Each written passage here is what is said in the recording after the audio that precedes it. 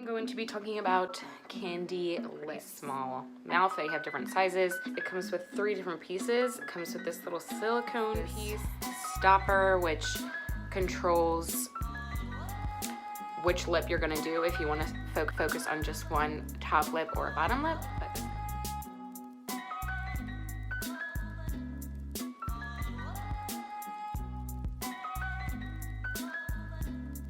I'm going to add some lipstick to this to show you how insanely big they can get. Just wanted to show you how insanely big they can get because I really don't have any lips, and now it looks like I just went to get plastic surgery and fillers and I can barely talk. Very hard to talk with, and they look ridiculous. However, if I was to do this before I did my makeup and then just kind of let it settle and let it last for an hour-ish, then it would definitely, like, once it calms down, it definitely looks a lot better and a lot more realistic. So my best bet, and what I would recommend with this is to do this like full blast like this before before you do your makeup. Let it settle down, then go out and they will look big. And that is it for today's video. I hope you enjoyed it.